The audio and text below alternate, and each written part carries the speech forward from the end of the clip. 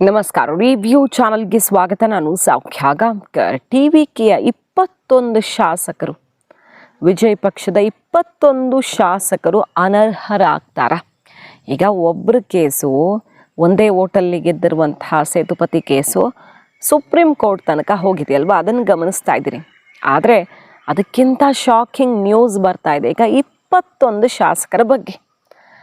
Details ನೋಡ್ತಾ ಹೋಗೋಣ. ವಿಜಯ್ ಸರ್ಕಾರ ಬಹಳಷ್ಟು ಬದಲಾವಣೆಗಳನ್ನು ತರುವ ಶಪಥದೊಂದಿಗೆ ಈಗ ಕಾರ್ಯಾರಂಭ ಮಾಡಿರುವ ಹೊತ್ತಲ್ಲಿ ಮಿಸ್ ಮಾಡಿದ್ರೆ ನಮ್ಮ ಚಾನಲ್ನ ಸಬ್ಸ್ಕ್ರೈಬ್ ಮಾಡಿ, ನಿಮ್ಮ ಅಭಿಪ್ರಾಯ ಕಮೆಂಟ್ ಮಾಡಿ ತಿಳಿಸಿ. ಎಸ್ ವೀಕ್ಷಕರೇ, ಈಗ ಸದ್ಯ ಸೇತುಪತಿ ಫ್ಲೋರ್ ಟೆಸ್ಟಿಂಗಲ್ಲಿ ವೋಟ್ ಹಾಕೋ ಹಾಗಿಲ್ಲ ಅಂತ ಮದ್ರಾಸ್ ಹೈಕೋರ್ಟ್ ಮಧ್ಯಂತರ ತೀರ್ಪನ್ನು ಕೊಡ್ತು. ಅದನ್ನು ಪ್ರಶ್ನೆ ಮಾಡಿ ಅವರು ಸುಪ್ರೀಂ ಕೋರ್ಟ್ ಮೊರೆ ಹೋಗಿದ್ದಾರೆ. DMK ಕೇಸ್ ಹಾಕಿದೆ. ಯಾಕಂದರೆ ಒಂದು ಹೋಟೆಲ್ ಗೆದ್ದಿರೋದು, ಅಂಚೆ ಮತ ಎಣಿಕೆಯಲ್ಲಿ ಒಂದಿಷ್ಟು ಟೆಕ್ನಿಕಲ್ ಪ್ರಾಬ್ಲಮ್ಸ್ ಆಗಿವೆ. ಎರಡು ಕಡೆ ಒಂದೇ ಹೆಸರಿರೋ ಊರುಗಳು, ಅದು ಅಂಚೆ ಮತದಲ್ಲಿ ಏನು ಪ್ರಾಬ್ಲಮ್ ಆಗಿದೆ ಅಂತ ವಿವರಿಸಿ ಕೋರ್ಟ್ಗೆ ದಾಖಲೆ ಸಲ್ಲಿಸಿ DMK ಕಾನೂನು ಹೋರಾಟ ಮಾಡ್ತಾ ಇದೆ. ಯಾವ ಕಾರಣಕ್ಕೂ ಇದು TVK ವಿನ್ ಆಗಿರೋ ಕ್ಷೇತ್ರ ಅಲ್ವೇ ಅಲ್ಲ ಅಂತ. ಇದರ ನಡುವೆ ಒಂದು ಮಹತ್ವದ ಸುದ್ದಿ ರಿಪೋರ್ಟ್ ಏನಪ್ಪ ಆಗ್ತಿರೋದಂದರೆ, ಇದು ನೋಡಬೇಕು, ಕಾನೂನು ಹೋರಾಟದ ರೂಪವನ್ನು ಆದಷ್ಟು ಬೇಗ ಪಡ್ಕೊಳ್ಬಹುದು ಅನಿಸ್ತಿದೆ. ಯಾಕಂದರೆ TVK ಸರ್ಕಾರದ ವಿರುದ್ಧ ಹಾಗೆ ಬೆಂಕಿ ಉಂಡೆಗಳನ್ನು ಉಗುಳುತ್ತಿರೋರಿದ್ದಾರೆ. ಇವರು ಇಷ್ಟು ಬೇಗ ಬಂದು CM ಆಗಿಬಿಟ್ರಲ್ಲ ಅಂತ. ಹೀಗಿರುವಾಗ ಇದು ಬಹಳ ದೊಡ್ಡ ಅಸ್ತ್ರವಾಗಬಹುದು ಸಾಬೀತಾದರೆ. ಎಷ್ಟು ತನಕ ಅಂದರೆ, ಈಗ ವಿಜಯ್ ಸರ್ಕಾರದಲ್ಲಿ 21 MLAಗಳು ಲೆಸ್ ಆಗೋದು ಅಂದರೆ ನಥಿಂಗ್ ಬಟ್ ಸರ್ಕಾರ ಶೇಕ್ ಆಗೋದು.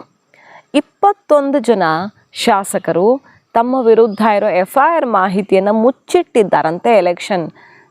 ಎಲೆಕ್ಷನ್ ಸಮಯದಲ್ಲಿ ಡಿಕ್ಲೇರ್ ಮಾಡ್ಕೊಳ್ಬೇಕಲ್ಲ ಅವರು. ಕೇಸ್ ಇರಬಹುದು, ಅಸೆಟ್ ಇರಬಹುದು, ಎಲ್ಲವನ್ನ ಕೂಡ ಡಿಕ್ಲೇರ್ ಮಾಡಬೇಕಾಗತ್ತೆ. 21 ಜನ MLAಗಳು FIRನ್ನೇ ಮುಚ್ಚಿಟ್ಟಿದ್ದಾರೆ ಅಂತ ಆರೋಪ ಕೇಳಿ ಬರ್ತಿದೆ. ಈಗ ಈ ರೀತಿಯ ರಿಪೋರ್ಟ್ಸ್ ಬರ್ತಾ ಇರೋದು. ಇನ್ನೂ ಮಹತ್ವದ ಮಾಹಿತಿ ಅಧಿಕೃತವಾಗಿ, ಇದು ನ್ಯಾಷನಲ್ ಲೆವೆಲ್ ಸುದ್ದಿ, ಬಹುತೇಕ ಪೇಪರ್ಗಳಲ್ಲಿ ರಿಪೋರ್ಟ್ ಆಗ್ತಿರೋದು. ಇನ್ನೊಂದು 41 ಶಾಸಕರ ವಿರುದ್ಧ ಬಹಳ ಗಂಭೀರ ಸ್ವರೂಪದ ಕೇಸ್ಗಳಿವೆ.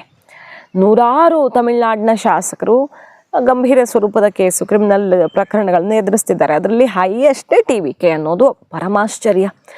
ಯಾವ ಕ್ರೈಮನ್ನು ನಾನು ಸಂಪೂರ್ಣವಾಗಿ ಅಳಿಸಾಕ್ತೀನಿ, ಹೆಣ್ಮಕ್ಳ ವಿರುದ್ಧ ದೌರ್ಜನ್ಯವನ್ನು ತಡಿತೀನಿ, ಈಗ ಅದರ ಬಗ್ಗೆನೇ ದೊಡ್ಡ ಮಟ್ಟದಲ್ಲಿ ಸ್ಟೆಪ್ ತಗೊಳ್ತಿದ್ದಾರಲ್ಲ ವಿಜಯ್. ಮದ್ಯ ಸಂಬಂಧಪಟ್ಟಂತೆ ಲಿಕ್ಕರ್ ಶಾಪ್ಗಳನ್ನು ಕ್ಲೋಸ್ ಮಾಡ್ತಿರೋದು, ಮತ್ತು ಹೆಣ್ಮಕ್ಳ ರಕ್ಷಣೆಗೆ ಅತ್ಯಂತ ಮಹತ್ವದ ಹೆಜ್ಜೆ ಇಡ್ತಿರೋದು. ಬಟ್ 41 ಜನ, ಅತಿ ಹೆಚ್ಚು ತಮಿಳುನಾಡಿನಲ್ಲಿ ಅತಿ ಹೆಚ್ಚು, ಇವ್ರದ್ದಾದ್ಮೇಲೆ DMK, ಆಮೇಲೆ AIADMK ಈ ಥರ ಇದೆ. ಅತಿ ಹೆಚ್ಚು ಪ್ರಕರಣಗಳನ್ನು ಅಂದರೆ 41 ಜನ MLAಗಳು ಎದುರಿಸ್ತಾ ಇದ್ದಾರೆ.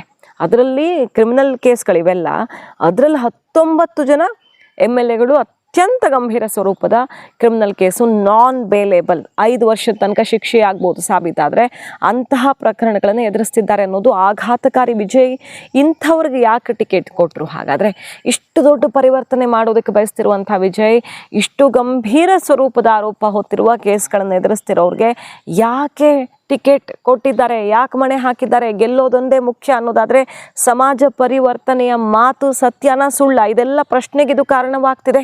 ಆಯಿತು, ಇದನ್ನು ಬಿಟ್ಟು ಹಾಕಿ, ಯಾಕಂದರೆ ತುಂಬ ಪಕ್ಷಗಳ ಶಾಸಕರ ವಿರುದ್ಧ ಇಂತಹ ಪ್ರಕರಣಗಳೆಲ್ಲ ಬೇಕಾದಷ್ಟಿರುತ್ತೆ. ಯಾವ ಪಕ್ಷನೂ ಅದಕ್ಕೆ ಹೊರತಾಗೇನೇ ಇಲ್ಲ. ಅದು ಬಿಟ್ಟು ಹಾಕೋಣ. ನೈತಿಕತೆ ವಿಚಾರ ಎಲ್ಲ ಬೇಡವೇ ಬೇಡ. ಇಲ್ಲಿ ಕಾನೂನಾತ್ಮಕವಾಗಿಯೇ ಈಗ ಚರ್ಚೆ ಜೋರಾಗಿರೋದು. 21 ಜನ ಶಾಸಕರು FIR ಮಾಹಿತಿ ಮುಚ್ಚಿಟ್ಟಿದ್ದೇ ಹೌದಾದರೆ ಅದರ ಬಗ್ಗೆ ಕಾನೂನು ಹೋರಾಟ ಶುರುವಾಗುತ್ತೆ. ಈಗ ಚರ್ಚೆ ಶುರುವಾಗಿದೆ, ಹೊರಗಡೆ ರಿಪೋರ್ಟ್ಸ್ ಬರ್ತಿದ್ದಾವೆ ಅಂದಮೇಲೆ ಕಾನೂನು ಹೋರಾಟ ಈಗ ಒಬ್ಬ MLA ವಿರುದ್ಧ ಶುರುವಾಗಿದೆ. TVK ಒಬ್ಬ MLA ವಿರುದ್ಧ ಕೇಸ್ ಈಗ ಸುಪ್ರೀಂ ತನಕ ಹೋಗಿದೆಯಲ್ವಾ, ಉಳಿದವ್ರ ವಿರುದ್ಧನೂ ಈಗ ಶುರುವಾಗೇ ಬಿಡುತ್ತೆ. ಸೊ ವಿಜಯ್ ಸರ್ಕಾರವನ್ನೇ ಶೇಕ್ ಮಾಡುವಂತಹ ಸಾಧ್ಯತೆಗಳು ಇವೆ. ಇದೆಲ್ಲ ಸಾಬೀತಾಗಿದ್ದೇ ಹೌದಾದರೆ ಸೊ ಒಂದೊಂದೇ ಸುತ್ತುಕೊಳ್ತಾ ಇರೋದು. ಸರ್ಕಾರ ಶುರುವಾಗಿ 2 ದಿನಕ್ಕೆ ವಿಜಯ್ ಅವ್ರಿಗೆ ಎಷ್ಟೆಲ್ಲ ಸವಾಲುಗಳಿವೆ ಅನ್ನೋದು ತೆರೆದುಕೊಳ್ತಿವೆ. ಒಳ್ಳೊಳ್ಳೆ ಸ್ಟೆಪ್ಗಳನ್ನು ತಗೊಳ್ತಿದ್ದಾರೆ. ಆದರೆ ವಿಜಯ್ ಅವ್ರಿಗೆ ಇದೆಲ್ಲ ಸಲೀಸಾ ಅನ್ನೋ ಪ್ರಶ್ನೆ ಮಾತ್ರ ಈ ಕ್ಷಣಕ್ಕೂ ಕೂಡ ಕಾಡ್ತಾ ಇದೆ. 700ಕ್ಕೂ ಅಧಿಕ ಸ್ಟೇಟ್ ರನ್ ಈ ಲಿಕ್ಕರ್ ಶಾಪ್ಗಳನ್ನು ಬಾಗಿಲು ಹಾಕಿಸ್ತಾರೆ ಅಂದರೆ, ಆಸ್ಪತ್ರೆ, ಧಾರ್ಮಿಕ ಕೇಂದ್ರಗಳು, ಮತ್ತು ಬಸ್ ಸ್ಟ್ಯಾಂಡ್ ಹತ್ತಿರ, ಸ್ಕೂಲ್ ಹತ್ತಿರ ಇರುವಂಥ ಶಾಪ್ಗಳಿಗೆ ಬಾಗಿಲು ಹಾಕಿಸ್ತಾರೆ ಅಂದರೆ ರೆವಿನ್ಯೂ ಬರೋದೇ ಅಲ್ಲಿಂದ. ಅಂಥದ್ದನ್ನು ಬಂದ್ ಮಾಡಿಸಿದ್ದಾರೆ ಅಂದರೆ ತುಂಬ ಒಳ್ಳೆ ಮೂವ್ ಇದು. ಇನ್ನು ಸನಾತನದ ವಿರುದ್ಧ ಸೋತ ಮೇಲೂ ಬುದ್ಧಿ ಕಲಿಯದೆ ಮಾತಾಡ್ತಿರುವಂಥ DMK, ಇವತ್ತು ಉದಯನಿಧಿ ಸ್ಟಾಲಿನ್ ನಾಲಿಗೆ ಹರಿಬಿಟ್ಟಿದ್ದಾರೆ. ಈ ಸನಾತನ ಧರ್ಮ, ಸಮಾಜಕ್ಕೆ ಕಳಂಕ ಆಗಿರೋ ಸನಾತನ ಧರ್ಮವನ್ನು ನಿರ್ಮೂಲನೆ ಮಾಡಬೇಕು ಅನ್ನೋ ವಾಕ್ ಪ್ರಹಾರ ಇನ್ನೂ ಮುಂದುವರಿಸಿದ್ದಾರೆ. ವಿಜಯ್ ಇದನ್ನೆಲ್ಲ ಯಾವ ರೀತಿ ರಿಸೀವ್ ಮಾಡ್ತಾರೆ, ಯಾವ ರೀತಿ ಇದಕ್ಕೆ ಉತ್ತರ ಕೊಡ್ತಾರೆ ಅನ್ನೋದು ಕಾದು ನೋಡಬೇಕು. ಯಾಕಂದರೆ ಅತ್ಯಧಿಕ ಪ್ರಮಾಣದಲ್ಲಿ ಯಾವುದಾದ್ರೂ ಪಕ್ಷ ತಮಿಳ್ನಾಡಿನಲ್ಲಿ ಅತ್ಯಧಿಕ ಯಾರೂ ಕೊಟ್ಟೇ ಇಲ್ಲ. ಬ್ರಾಹ್ಮಣರಿಗೆ ಟಿಕೆಟ್ ಕೊಟ್ಟಿದ್ದಾರೆ ವಿಜಯ್, ಎಲ್ಲರಿಗೂ ಕೊಟ್ಟಿದ್ದಾರೆ ಅವಕಾಶವನ್ನು. ಮತ್ತು ಗೆದ್ದಾಗ ಟೆಂಪಲ್ಗೆ ಹೋಗಿ ಸಂಭ್ರಮಾಚರಣೆ ಅವ್ರ ಫ್ಯಾಮಿಲಿಯವರಿಂದ. ಕ್ರಿಶ್ಚಿಯನ್ಸ್ ಆದರೂ ಕೂಡ ಇನ್ನೊಂದು ಕಡೆ ಇವಾಗ ಅವರ ಸರ್ಕಾರದಲ್ಲಿ OST ಆಗಿ ರಿಕ್ಕಿ ರಾಧನ್ ಅವ್ರಿಗೆ, ಒಬ್ಬರು ಆಸ್ಟ್ರೋಲಜರ್, ಅವ್ರು ನಂಬುವಂಥ ಆಸ್ಟ್ರೋಲಜರ್ಗೆ ಸ್ಥಾನ ಕೊಟ್ಟಿದ್ದಾರೆ. ಒಬ್ಬರು ಸನಾತನ ಧರ್ಮದ ಬೇರನ್ನೇ ಕಿತ್ತೆಸಿತೀನಿ ಅಂತಿರೋರು, அது அசாத்தியம் ಅಂತ ಗೊತ್ತಿದ್ರು சோத்த மேலும் புத்தி கலியது. கழகத்துடைய தலைமையில் தேர்தலை சந்திச்சு வென்ற தோழமை இயக்க சட்டமன்ற உறுப்பினருடைய ஆதரவோடு ஆட்சி அமைத்திருக்கக்கூடிய புதிய அரசிற்கும் மாண்பு முதலமைச்சர் அவர்களுக்கும் என்னுடைய வாழ்த்துக்களை நான் மீண்டும் தெரிவித்துக் கொள்கின்றேன். மாண்புமிகு பேரவைத் தலைவர் அவர்களுக்கும் பேரவை துணைத் தலைவர் அவர்களுக்கும் என்னுடைய நன்றி. உங்களுடைய பணிகள் சிறக்கட்டும். மீண்டும் என்னுடைய வாழ்த்துக்களை தெரிவித்துக் கொள்கிறேன். நன்றி, வணக்கம். வெல்க தமிழ், வாழ்க தமிழ்நாடு. மக்களை பிரிக்கும் சனாதனம் நிச்சயம் ஒழிக்கப்பட வேண்டும். நன்றி, வணக்கம். ಇಷ್ಟೆಲ್ಲ ಬಾಯಿಗೆ ಬಂದಂಗೆ ಮಾತಾಡ್ತಾರೆ ಉದಯನಿಧಿ. ಒಂದು ಮೆಸೇಜ್ ಕೊಡೋಕ್ಕೆ ಮಾತಾಡ್ದಂಗಿತ್ತು, ಸೋತ್ರೂ ಕೂಡ ನಮ್ಮ ಸಿದ್ಧಾಂತ ಚೇಂಜ್ ಆಗಲ್ಲ ಅಂತ. ಈ ರೀತಿ ಕೇಸು ಕೋರ್ಟೆಲ್ಲ ಛೀಮಾರಿ ಹಾಕಿರುವಾಗಲೂ ಕೂಡ DMK ಅವ್ರ ಬಾಯಲ್ಲಿ ಇಂಥ ಮಾತು ಬರುತ್ತೆ ಹಿಂದೂಗಳ ಬಗ್ಗೆ. ಆದರೆ ಉದಯನಿಧಿ ಸ್ಟಾಲಿನ್ ಮಾತಿಗೆ ವಿಜಯ್ ರಿಪ್ಲೈ ಮಾಡಬೇಕಿತ್ತು ಅಷ್ಟೇ ಖಡಕ್ಕಾಗಿ ಅನ್ನೋದೊಂದು ನಿರೀಕ್ಷೆ ಜನರಲ್ಲಿತ್ತು. ಇವತ್ತು ಮತ್ತೊಮ್ಮೆ ಹೀರೋ ಆಗ್ತಿದ್ರು ಅವರು ಸೆಷನ್ನಲ್ಲಿ.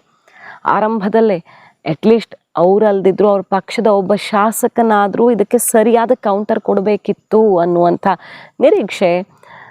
ವಿಜಯ್ ಅಷ್ಟಕ್ಕಷ್ಟೇ ಹೆಸರಿಗೆ ಹೊರಗಡೆ ತೋರಿಸಿದ್ರು ಅಷ್ಟೇ, ವೋಟ್ ಬ್ಯಾಂಕಿಗೋಸ್ಕರ ಹಿಂದುತ್ವನ, ಒಳಗಡೆ ಏನೂ ಇಲ್ಲ ಅನ್ನೋ ಥರ DMK ಆ ಮೆಸೇಜು ಪಾಸ್ ಮಾಡಿಸ್ತಾ ಇದೊಂದು ಘಟನೆ ಮೂಲಕ. ಈ ಥರ ಹೊಸ ಹೊಸ ಬೇರೆ ಬೇರೆ ಆಯಾಮಗಳಲ್ಲಿ ನಡೀತಿದೆ. ಬಟ್ ವಿಜಯ್ ಆ ರೀತಿ ಮಾಡಲ್ಲ ಅನ್ನೋ ನಂಬಿಕೆ, ನಿರೀಕ್ಷೆ ಅವ್ರ ಮೇಲಿದೆ. ಹಿಂದೂ ಧರ್ಮದ ಆಚರಣೆಗಳನ್ನು ಅಪ್ಪಿಕೊಂಡು ಎಲ್ಲ ಸಮಾನತೆಯ ಮಂತ್ರವನ್ನು ಪಠಿಸ್ತಾ ಬಂದಿರುವಂಥ TVK ವಿಜಯ್.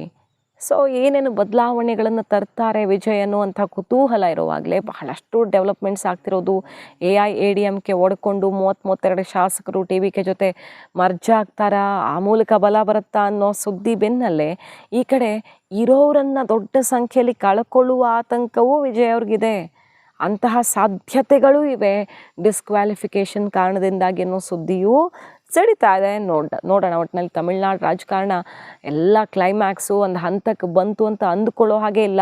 ಆ ರೀತಿ ರೋಚಕತೆಯನ್ನು ಈ ಕ್ಷಣಕ್ಕೂ ಉಳಿಸ್ಕೊಂಡಿದೆ ಮತ್ತು ಆತಂಕಕಾರಿ ವಾತಾವರಣವೂ ಇದೆ. ಮಾಹಿತಿ ಇಷ್ಟ ಆಗಿದ್ರೆ ಮಿಸ್ ಮಾಡದೆ ನಮ್ಮ ಚಾನಲ್ನ ಸಬ್ಸ್ಕ್ರೈಬ್ ಮಾಡಿ, ನಿಮ್ಮ ಅಭಿಪ್ರಾಯ ಕಮೆಂಟ್ ಮಾಡಿ ತಿಳಿಸಿ. Thank you.